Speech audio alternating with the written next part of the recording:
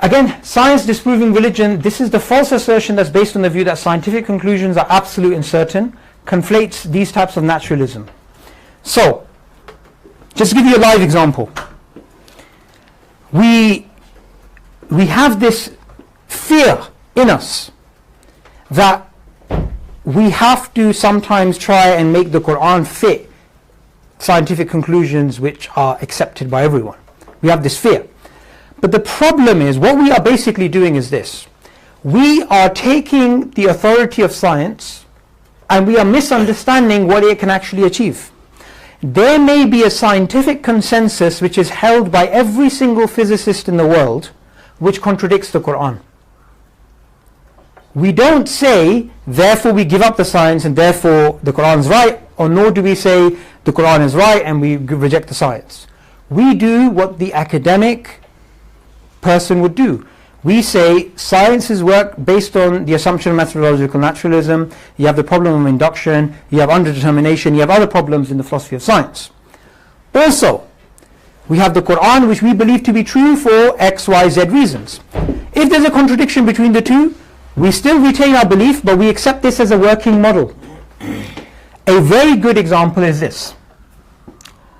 Every single physicist in the world, around the 1940s and 50s, every single one, there was a consensus amongst physicists that the universe is eternal. The universe always existed. The static state model was accepted by everyone. It was accepted by Niels Bohr, by Kelvin, by Einstein. Even in Einstein's general relativity, he incorporated the eternal universe. Does the Quran say the universe is eternal? No. So you had all of the scientific community rejecting the Quran in terms of its claim, right? Now, as a Muslim in the 1950s, what would you have done, right? Oh, all scientists believe the universe is eternal. The Quran says the universe is not eternal. Therefore, let me make videos about how these two can be reconciled, right? And publish them on YouTube, like this is happening in the last couple of days, and get some fitna to do it. This doesn't make any sense. You would say, actually, you know what, this is science, this is what it's based upon, I'll accept it as a working model, I'll work within the field, I'll contribute to the field, but I'll not accept it to be absolutely true, because even philosophers of science understand it's not absolutely true, right? I'll accept it as a working model, however. In the 1960s, 70s especially, what started to happen, the static state model was completely overridden by the Big Bang model, which says the universe has a beginning. In another 100 years' time, maybe the Big Bang model will be thrown out and you'll have another type of eternal universe. Just because a scientific consensus challenges the Quran, it doesn't mean anything, right? It doesn't mean you have to reject one or accept the other or whatever. That's not even the greatest controversy. By the way, that's a much more broader consensus than Darwinian evolution or other things, right? But let me just put in something which is even more deeper than that.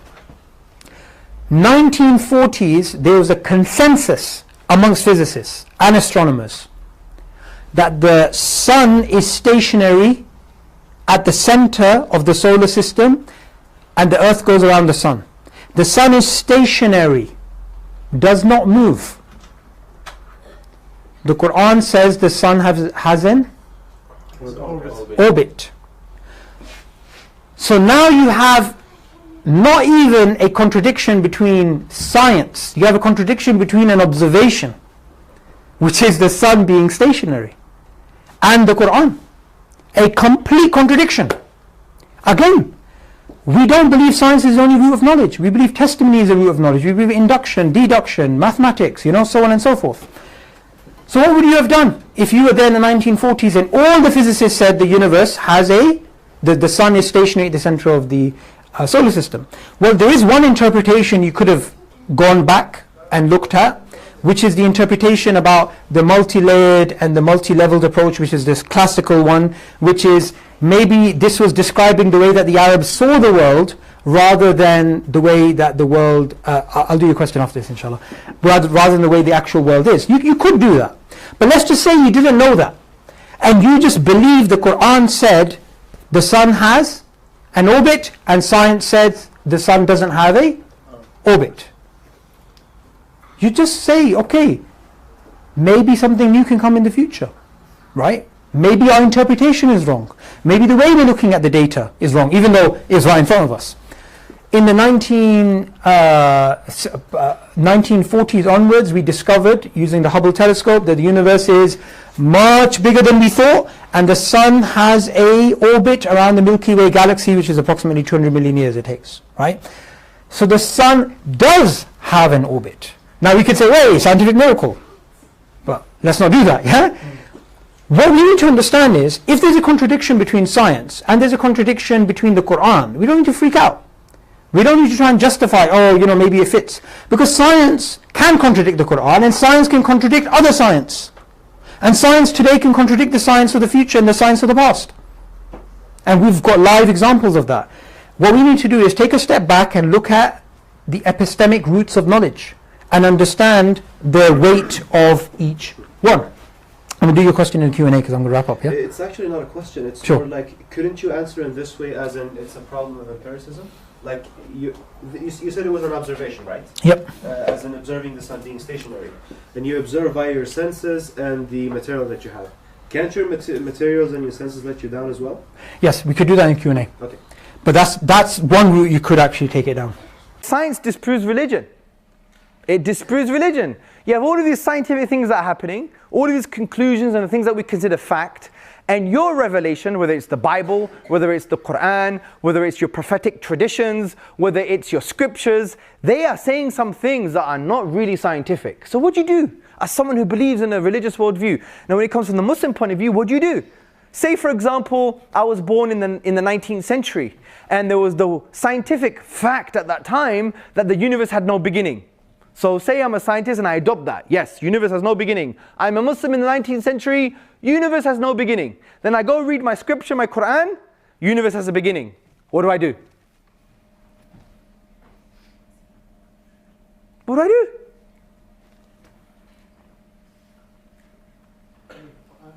Sorry? I believe the Quran, he says. Sorry? Toss a coin? Okay, let me go heaven or hell. Let me toss a coin. Joking.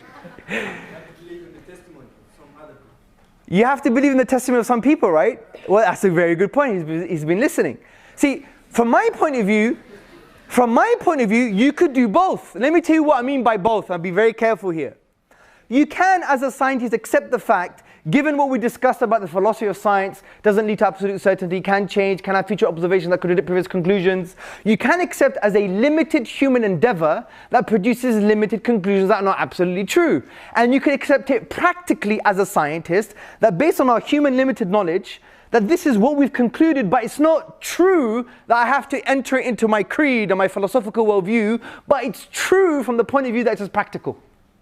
But I can still accept the Quran because it comes from a source that is true absolutely. And therefore you could never say science now contradicts revelation, especially from a Muslim point of view, because you've just committed an epistemic disqualification. One's human limited knowledge, one's divine knowledge. It's as simple as that.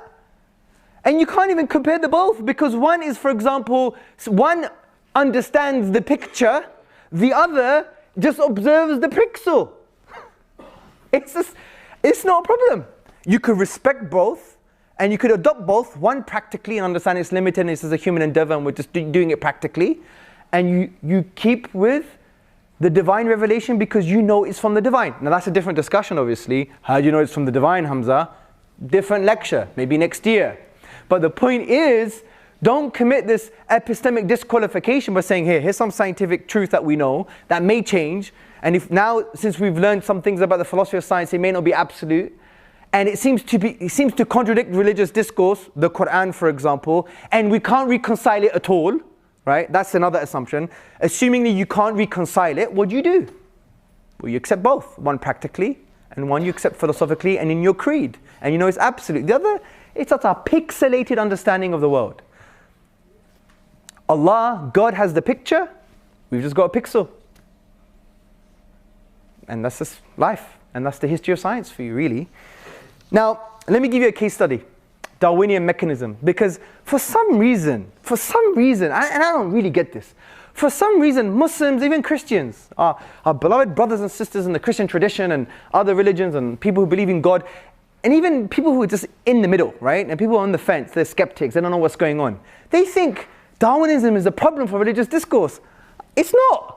I just don't get it. I've been seeing in the sidelines for the past few years thinking, what's the problem? How is there a problem? I don't get it. If someone just understands and studies the foundations of science, the philosophy of science, this wouldn't become a problem for you anymore. Let me explain why. Darwinism suffers from all the limitations that we just spoke about in the philosophy of science. And we've developed a thing called PAD. Darwinism suffers from PAD. It's probabilistic, it has its own assumptions, and there are academic disputes about certain aspects of Darwinism. This doesn't mean you reject it. Oh my God, no, yeah? It's not like, this force of evil that you just reject now. You accept it practically with the notion that it's probabilistic because it's based on limited data. You may have future data in genetics. For example, epigenetics seems to be, a bit of a challenge to the kind of old school thinking on the Darwinian mechanism. Right? I'm not a scientist, I don't know much about this. It's based on testimony, of course. But things are happening, right? Things are happening. So you may have future observations and understanding in genetics or other things that can contradict previous conclusions about Darwinism itself. So it's probabilistic. You don't have all knowledge. You don't have all the observations, right? Secondly, Darwinism is based on assumptions, and these assumptions include gradualism, the tree of life, and there are many other assumptions. But you have to adopt gradualism as an assumption, right? In order for you to understand the observations. It's not the other way around, so it's an assumption. And this is why Dennis Noble, the Oxford University biologist, he said all the central assumptions of neo-Darwinism have been disproven. So it's based on some assumptions, and also it has disputes. For example, you have disputes like evolution by natural genetic engineering, neo-Lamarckian evolution, mutation-driven evolution. Now, look, I'm going to be very honest with you. I don't have an academic understanding on these, right? And I don't have to adopt them. I'm not saying they're right, but they exist. Disputes exist on the academic level. Assumptions are there. Study the philosophy of biology. Study the assumptions of the Darwinian mechanism. They are unproven assumptions. And it's probabilistic, meaning you don't have all observations, it may change. So how on earth is it a problem? For Muslims at least, how is it a problem? It's only a problem if you've committed an epistemic disqualification. If you believe human limited knowledge is equivalent to divine knowledge.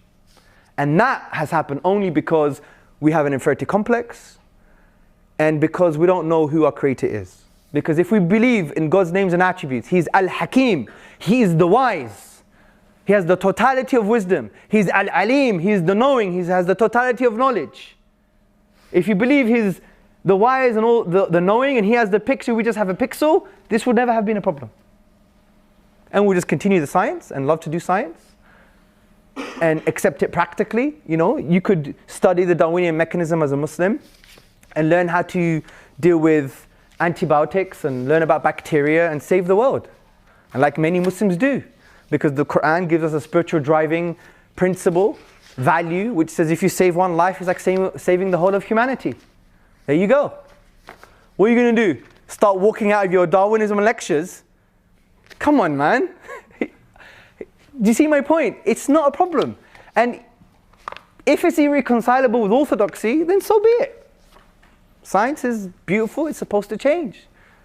And that's why the Darwinian mechanism is probabilistic from the point of view that you can have future observations that can contradict things that we understand today. It's based on assumptions that are unproven. And there are academic disputes about certain key things of science. Like, is it the tree of life? Is it the bush of life? But it's true, actually that exists. The bush of life idea exists. So there you go. So I don't see how it's a problem. So as a Muslim, you could walk into your biology class and you could listen to the lecturer and you could be empowered by the fact that you understand now what you call in Arabic the usul of science. The foundations, the framework, the principles of the philosophy of science. Let me give you a little story.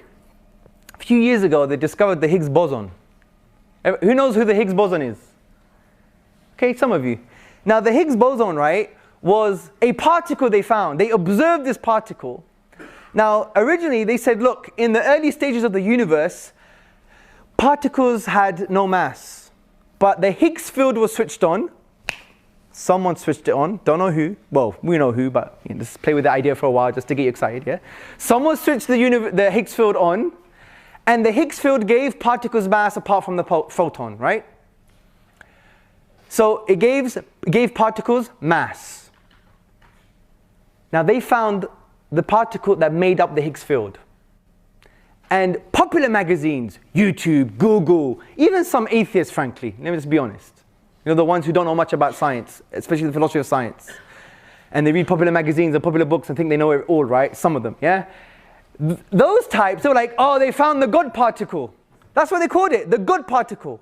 I had Muslims emailing me saying, oh my God, my faith has hit the floor because they found the God particle.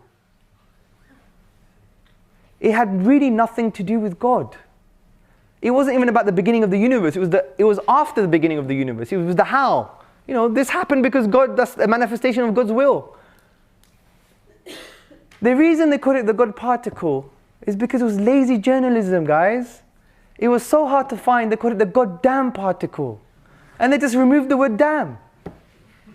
That's it. And it's a shame that popular headlines now increases the faith of the atheist and decreases the faith of the Muslim. Just because of a title. And I'll say many of these things is as a result of a lack of knowledge, a lack of understanding of the principles behind the thing that we're looking, the area of knowledge that we're studying or we're dealing with. And it's also based on social phenomena. Human beings are social beings, right? Whether we like it or not, we love people, right? Not all the time, but generally speaking, we like to be around. Look at today, you're around a bunch of people. So, and the social norm is developed as a result of our need to belong and our need to feel certain. This is called informational social influence and normative social influence. If I'm uncertain about something, I'm going to go to the masses to gain that certainty. Conversely, if I'm certain about something but I have a need to belong, I may give up my beliefs just to adopt your beliefs because it's the consensus or it's the masses. That's how you manipulate societies, right? That's the social norm. We have a need to belong and we have a need to feel certain. And that's why in your intellectual and spiritual journey, just try and ask yourself questions without your phone and think and just, you know, meditate upon your own self and introspect. As the Quran says, think within yourself. وَفِي أَنفُسِكُمْ أَفَلَا تُبْصِرُونَ. And in themselves do they not see? Reflect and ponder. أَوَلَمْ يَتَفَكَّرُوا فِي أَنفُسِهِمْ. Reflect within yourself and find out, is it really because of a scientific principle that I'm denying God? Is it really because of, you know, there seems to be some kind of contradiction here? Or is it because I just want to belong and I'm just not certain, I don't have the right answers? We need to be more honest with ourselves, because I have so many conversations now with so many different people on different sides of the theological spectrum, starting from the meso-theist, which means the hater of God, which is a group of people, by the way. If you read Professor Bernard Schweitzer's book, Mesotheism, the untold story of hating God, you see it. Actually it's called anyway, the title is something like that, yeah? It's very interesting. And then you have the atheist and the agnostic and the skeptic and the believer and the partial believer and the Muslim and then whatever the case may be. So there's a spectrum of people's beliefs, which is fine. When I speak to all of these people, many times it's not really intellectual argumentation. I'm going to be honest with you. It's not. And I've realized in my old age of 37 years and just learning from my own mistakes, is I've realized that there's something else going on. And I want to end by making you understand something about first principles, okay? And I'll end on this, we'll have Q&A.